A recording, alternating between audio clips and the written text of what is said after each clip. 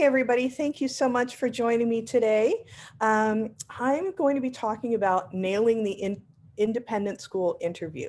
Before I get started and tell you a little bit more about myself, I would love to know a little bit more about you in the way that we can, which is probably through the chat.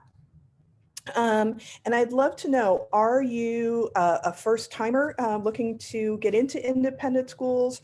Are you, an experienced teacher who's looking for moving into admin?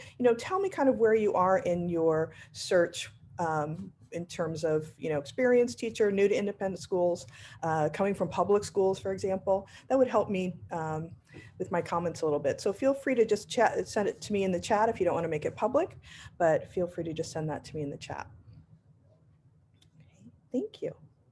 And while you're doing that, I'll just give you a little information about me and let you know who I am. Okay, thank you for, I'm reading you, so that's why I'm not switching yet. Oh, okay, we have people who are brand new and fresh college grads. Excellent. Love that you're looking at teaching. Awesome. Okay, charter schools, public schools, excellent. Okay, new to teaching. We've got the full gamut. I love it. Make it a challenge for me. Awesome, thank you. Awesome, okay, great. All right. Well, let me tell you a little bit about me and why I asked Carney Sando if I could do this presentation. Oops, sorry. There we go. So my name is Lise Shelton, and I'm currently the Associate Head of School at the Bay School of San Francisco. But I've been in 7 different schools, including a religious day school, an East Coast boarding school, established schools, as well as brand new startups. So I've sort of seen the gamut of them. I've held a variety of admin roles starting at about age 30, including coordinator or dean of multicultural programs, director of admissions and financial aid, academic dean, dean of faculty, assistant head, and associate head. So I've been doing this for quite a while. I continue to be a humanities teacher. I have been a coach, an athletic coach. I have been a dorm parent, and I've also been a coach of teachers. And I've been doing interviewing even when I didn't hold an admin role. I've been doing interviewing for about 30 years. So why did I care about doing this? Because I've been doing this for 30 years and I've done a lot of interviewing and, oops, sorry, I don't know why it's doing that. And what I've noticed is that great people, completely fail at the interview. And it's so hard to watch. I just was like, give me a few minutes with them. I want to help, right? And so I'm trying to distill down in a very short session all the things I've learned and seen. And I know that it's really different whether you're doing that sort of, if you're familiar with Carney Sando, sometimes you'll do those very short interviews, rotating back in the day, pre-COVID, in a big hotel ballroom, and you've got 15 minutes with each person, to the phone interview, to the on-site interview. They really differ. But some things are very similar, and I want to talk a little bit about what's really unique to independent schools. But know that this comes out of, I really want to help everybody succeed in this. Okay. So my first, why can't I get in this? My first question to all of you is that when you're getting ready to interview or even to send your resume and cover letter to a school, what kind of prep do you do? So if you have a writing implement or your computer, which clearly you do because you're watching it, if you have a moment, write down for yourself, what kind of prep have you done to prepare for your interview or even for sending your resume and cover letter for a job opening? Okay. So clearly, the question begs the question, which is that I think a lot of people don't do enough prep. They look at the job description, they might look at the first page of the website, and boom, they're done. This isn't enough. If you can remember what it was like, maybe applying for college or something that may be a long time ago for some of us, what kind of research are you doing into the school? So here are some things I suggest. Is that you need to be a sleuth. And you can practice this with your own school. Obviously, you're going to be looking for a school that's not your own at their marketing materials. You're looking at their website, right? You're looking at how they talk about themselves. But what's the first thing they say? Is it about academic rigor or academic challenge? Is it about community? Is it about traditions, right? You want to know what they value. What do they lead with, right? A lot of people do look at the course catalog and look only at those classes that they might be interested in teaching or in that department. Would argue that you need to look more broadly. How is the school looking at, humanities as an extra, or is it looking at it as a skills based? This is really writing focused and research focused. Is it very AP heavy, right? Do some of the courses seem really college level to you or really innovative? Be that sleuth. Look at their community traditions. Do they have Flower Sunday? Do they have, something that they've done for 100 years or just for 5?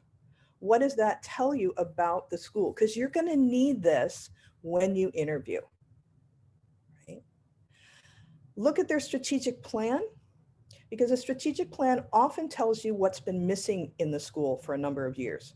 Often when we write strategic plans, it's aspirational. We want to get better at, and we want to give time and resources to those things. So it's good to know what the school thinks it needs to work on. Okay. Also good to note if there's a new head, right? And where are they in their trajectory? How long have they been there? First year, second year, take a look at that. Look at the composition, especially for all the BIPOC folks here, faculty, staff, and board. Look at the composition of all the people who are going to be in the rooms with you, as well as the students, right? Don't just stay with the student of color number, because oftentimes that can be misleading. See if you can see what the breakdown is. I know a lot of you will turn to Facebook or turn to Instagram to see what the school's news is, but of course that is always what the school is marketing.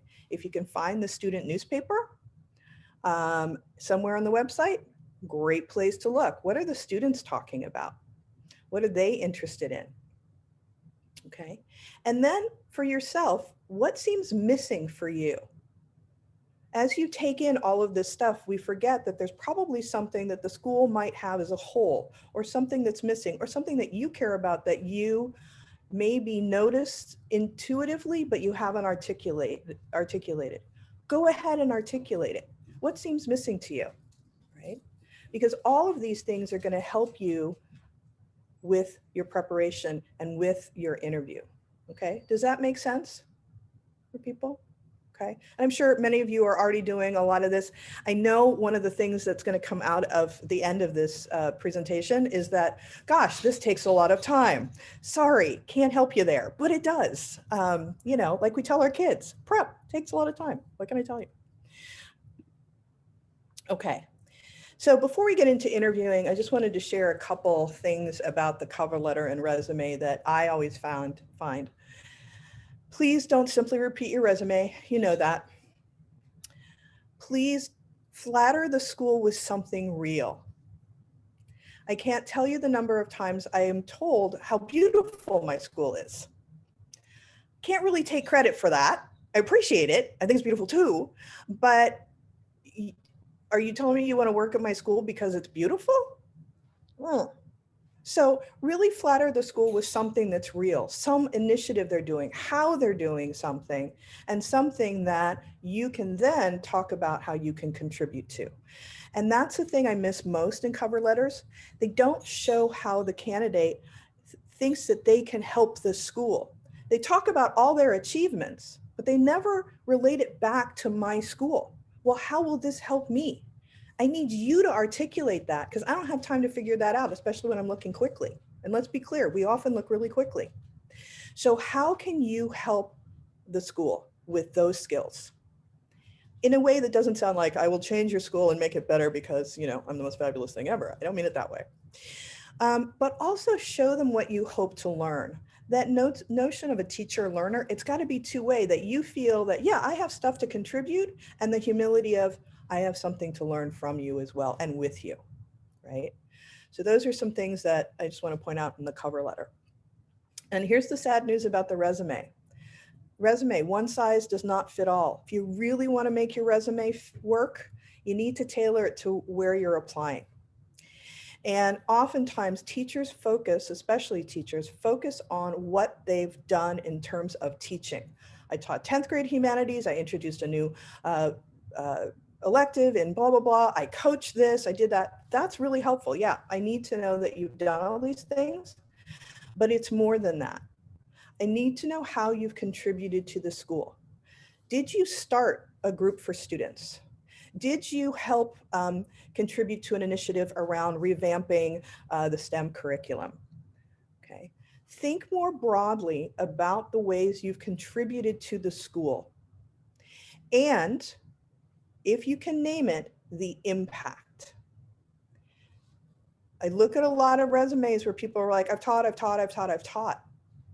And what is the outcome of that teaching? What has happened?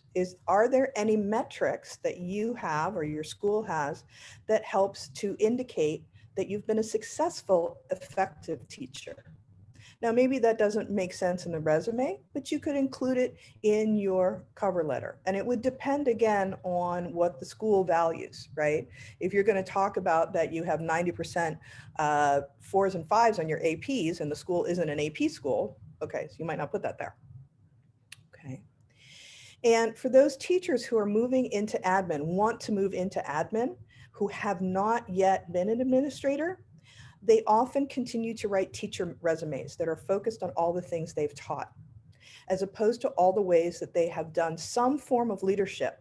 And again, that could be part of a course team in revamping something, that could be on a task force. Put all those things in that you've done that are about leadership, initiative, anything related to change management. Most of our schools are going through some change management. Oh, I don't know, there's a pandemic that we've had to respond to. So we need people who understand how change works and how to help change happen, okay? Right? And I know I'm going quickly because I want to get to a part where there's an interactive piece. So don't worry, you'll get this PowerPoint. Okay. Okay, so bottom line, in an independent school, what are we looking for? And you may have heard this term, you may not if you're new to independent schools, a school person. Okay, well that seems really obvious, and yet it's not. A school person is somebody who's going to contribute to the school, not simply the classroom. And so you need to have that in mind when you're doing your interview. How do I contribute to the school? Okay, so what are you going to say that's going to help convince someone that you are, in fact, a school person? Okay. You need to show you have flexibility. Independent schools are known for walking up to someone and being, hey, I need someone to do X, something you've never done before. And they're like, hey, can you do it? Now, I'm not advocating that you overwork yourself or overpromise, okay? But this is something that independent schools look for. Flexibility. Are you so rigid that you're like, no, I can only teach AP Spanish and don't talk to me about anything else? Or are you willing to work for the needs of the school? Related to that is breadth, right? As with most schools cannot have people who are prima donnas. If you only want to teach one thing, not going to work. So you have to be willing to teach those introductory 9th grade classes as well as those electives, right? You need to be able to speak to how you have initiative, right? In a couple of cases, I have created jobs for myself because I've said, well, this is missing. I think we need this. We need to do this. So I was the school's very first diversity director because they didn't have one. And I just convinced them they needed one. So you need to be able to talk about initiative. How will you help to make things better for the school, even if it means that you're going to be the person who says, here's how we can do it. Independent schools care a lot about their traditions and their communities. This is often how they distinguish themselves from other schools. They talk a lot about those things. So they want to know how you're going to uphold community and how you're going to uphold school values. Unlike public schools, independent schools aren't really good at metrics. We aren't that good about establishing how we know whether or not we're effective. We rely mostly on our college admissions. If you're coming from a public school background, here's a great place where you can show that you have something to contribute to the school, helping us understand how we can be effective teachers. What are some metrics we could use? But talk about your effectiveness in the classroom if you're a classroom teacher and how you know that. Okay. And it's not just like, oh, the kids love me, right? You have to be able to say a little bit more. And that can be whether or not it's about, you know, the number of kids who keep taking your classes or exit interviews that you do with them, or, you know, in some cases, test scores. But again, try to speak to your effectiveness. And here's where diversity reigns. Show your diversity of interests so that you can show your possible contributions. Schools actually really like that you're a rock climber.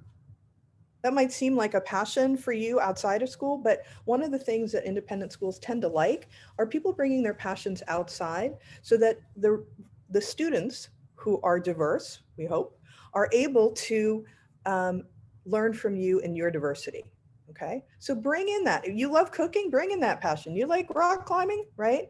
You've always wanted to, you know, get a PhD in counseling. You want to work toward that, whatever. But share those possible ways you can contribute. Don't think you only have to talk about the classroom. Does that make sense? It's hard to see all of you at once, but yes, with the screen on. All right, so nodding, thumbs, all good. Okay, and don't worry, there will be time for questions.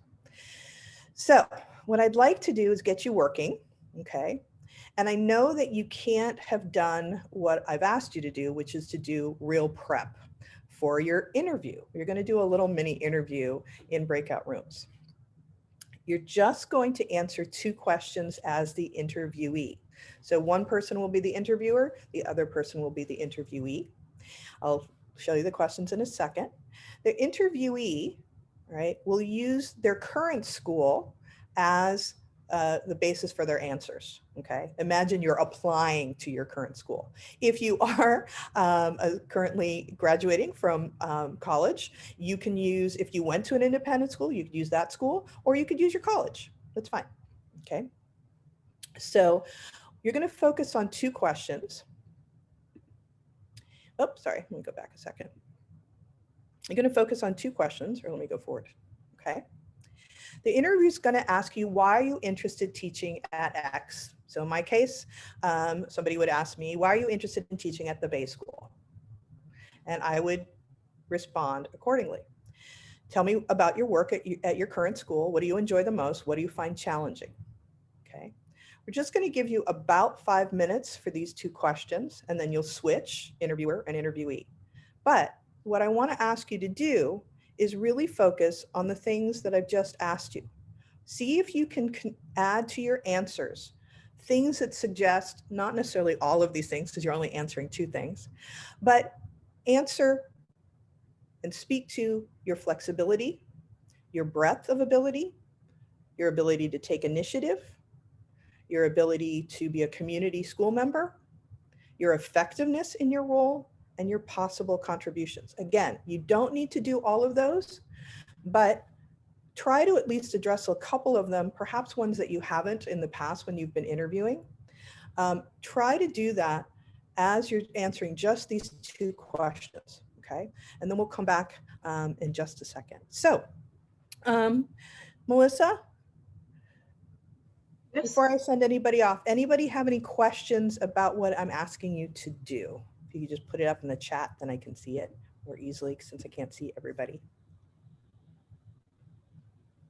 If you are new to schools, okay, if you're new to schools and you've never taught in a school before, all right, try to use any school that you're familiar with, whether it's your own school, your kid's school, a school that you feel you could speak to, okay? Doesn't have to be a school that you work, that you're currently working at, okay? All right, okay. All right, I'll put the questions up again and I'll put them in the chat as well. So Melissa, could we get, I think, groups of 2, taking you and I out of it? Yeah. And we're gonna give you about 10 minutes. 10 minutes? 5 minutes per question. put up the questions again. Oops, sorry. I'll give everyone a second before I open up the breakout rooms. Okay, so when you're doing this, you're going to take about 5 minutes to answer both of these questions, and then you're going to flip. When you're done, give feedback to the other person along those lines. Did you hear anything about flexibility, breadth? Again, I'll put these in the broadcast. Anything about breadth? Anything about school contribution? Okay, or is the person very focused only on what they teach? Okay. So you're gonna, why are you interested in teaching at X? Tell me about your work at your current school, what you enjoy most, and then provide feedback. All right. How did the interviewee do on expressing these things? All right. Read a little bit more about your chat questions while we're making these things. Okay.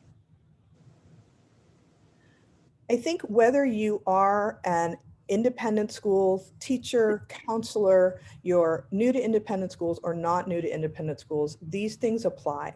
For people who are later in their career and maybe switching schools at an older age, you know, people are still looking at, you know, what are you going to contribute? What have you done? How can you contribute to community?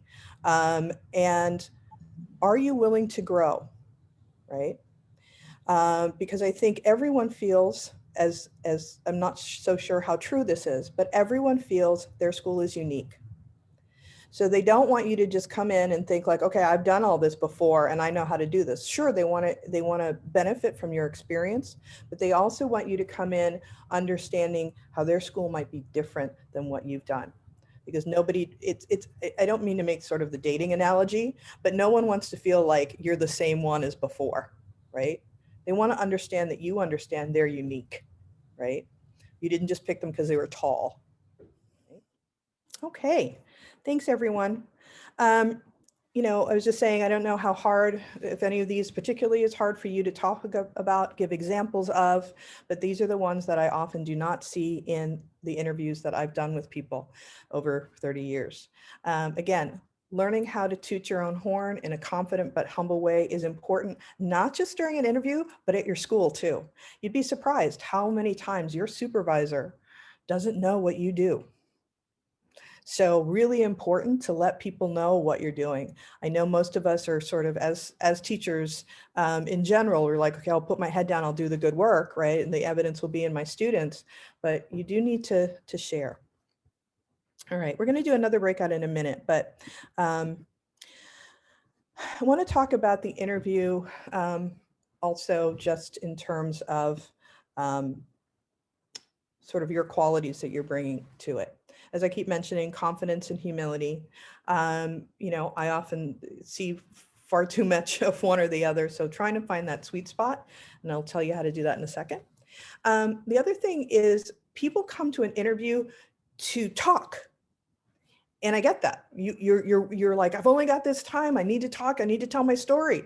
Absolutely. But read your interviewer, right? Read your interviewer. What is this interviewer doing? Sometimes you'll notice an interviewer who starts off by noting all of your commonalities, right? I've been to this school. Oh, do you know so-and-so? Because the thing you have to understand is that independent schools, unlike public schools, are very, very insular. Public schools, there's huge number of them. But amazingly, independent schools, everybody knows everybody. And so oftentimes when they're doing the small talk of like, hey, do you know? Hey, do you know? That's their way of sussing you out, right? It's small talk, but it's also, how do I suss out who might I know that I can talk to about you, right? But also read your interviewer, not just for like, are they going to go down that path, but are they tired? Right? What are you going to have to bring in terms of the energy? If you've done those multiple interviews where you're interviewing with lots of people, of course you're tired, but the interviewers are also really tired. So how can you help to create more energy in that moment? Don't be afraid to listen in the interview. The interviewer tells you a lot by the questions they ask you. So while you're listening with one ear to like, okay, how will I answer that? There's another part of you that's got to be like, okay, why are they asking that question?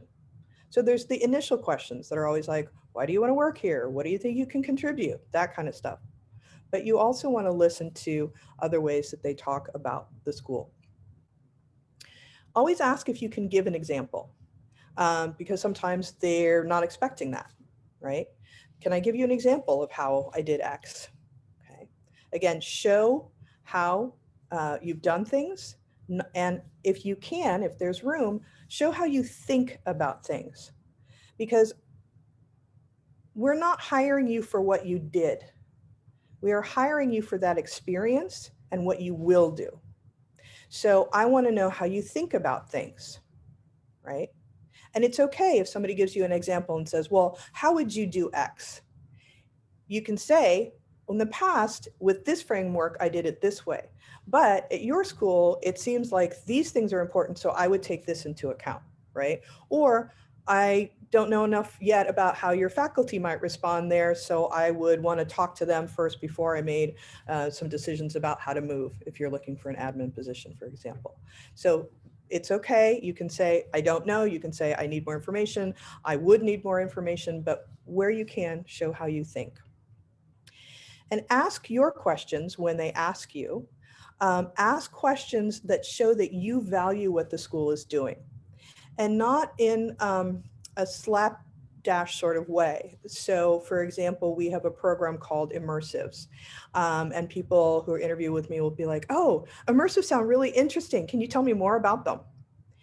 And that's too broad. That shows me that they read the first page and not the third page of our website. So sometimes they'll say, oh, well, what interests you about them? So I'll follow back up to find out, if that is just a quick question or if they really didn't do a lot of work on it. Okay.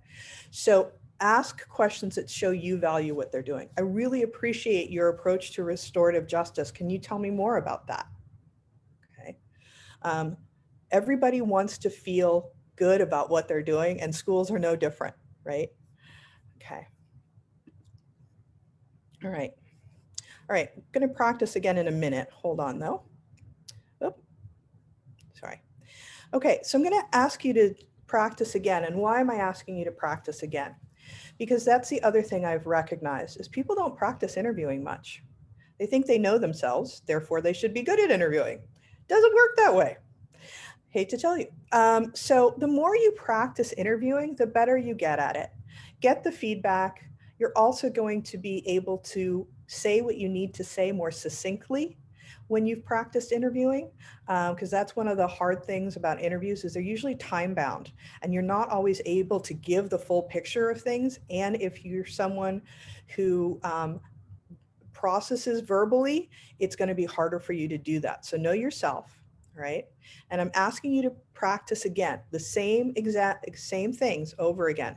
See if you can improve your answers. See if you can be more specific. See if you can be more fluid. But we're going to put you with new people this time. So Melissa, can you put people into the breakouts again for another just 10 minutes? Yeah. To ask the same questions and to give the same kind of feedback. Okay. And then after this, I'll open it up for everybody's questions because I know you have lots of different questions. I'll see if we can answer them all. Hey, everybody. Thanks for joining me today. If you have any questions, I know everybody's individual situation is really different and it's hard to, encapsulate it all. I'll put up my email at the end. So if you have any specific questions, feel free to email me. But if you have some broader questions that you think might be helpful to the group and you want to put them up in the chat, I'm happy to take those. I do have question about going from higher ed to independent schools. I'm glad you had great sessions. That's awesome. Well, I'll just answer that one, higher ed to independent schools. And public school to independent. Okay, both of those I can answer. So breaking in from higher ed to independent school, you really have to find the school that's the right fit for you. There are some schools that have a greater focus for their teachers in subject mastery. If it's a school that is very focused on subject mastery, they may be more likely and be more excited to see someone who has higher ed experience, who's been a professor, has a PhD. And that is more true in high schools, obviously, than it is for middle school or elementary. So it's really about finding the right fit. The other thing is that they're going to want to know, irrespective of their focus in terms of content subject matter expertise, is, are you going to be able to teach the students we have, right? Do you have enough in your teaching toolkit that you'll be able to meet with a lot of students? So if your teaching toolkit is primarily, as it is for many, not necessarily you specifically who asked the question, but if it's for a lot of professors, it's very lecture-based. Some independent schools have a lecture-based model. If they don't, they're going to be a little bit more curious about whether or not you have teaching tools that can help all students, not just lecture. So really being able to talk about your variety of teaching methodology, what kind of things you can do that would help, let's say, in their 9th grade curriculum and not just in their elective curriculum, especially very skills-based. How are you going to build students' skills? I think for public school teachers, I wish there were more public school teachers in independent schools, which is bad for the public schools and good for us. There's a bigger question about whether independent schools should exist, but we'll save that for another time. In that, as I said before, public school teachers often have a lot of training on pedagogy and often have a lot of training on metrics, like how do I evaluate whether or not this is working? And to really share that with the school that you're looking at is that breadth of pedagogical knowledge that you have, as well as your ability to help establish metrics for what we're trying to do. A lot of times, again, some independent schools have a focus, especially in the high school level, of content specialists. Again, not as true for the middle school and elementary school level. So you want to talk about that breadth of training that you've had in public school around pedagogy and meeting the needs of all learners. That's a big one too. All right, thank you all so much. I know, you probably all have questions. I just want to end with this. I know it's hard in this market to think about, looking for a job, and it's stressful. I know that, but I want to remind you, you are who someone is looking for. You have to find the right fit. And especially, I know a lot of this conference is around focused on BIPOC folks. I mean, everyone, not just BIPOC folks, but you're a precious commodity. Know your worth. Don't be afraid of your worth, and to share that. And the important thing is to find the right fit. So I have a friend who says, rejection is God's protection. Sometimes we get rejected from something, and maybe it's because it wasn't the right fit. So think about that. I know it's hard when you're getting those rejections, but do your job too of figuring out, is this the right place for you? Okay. And always leave people, no matter what happens, even if you don't get something, leave them thinking that you're someone they might want in the future. Maybe they don't have something for you right now. Okay. I'm happy if anyone wants to get in touch with me. My name is Lise Shelton. I'm L Shelton at bayschoolsf.org. Happy to answer any of your questions I wasn't able to get to in the chat. Be strong, be bold, be confident, and be humble all at the same time. And get your friends to help you. You got this.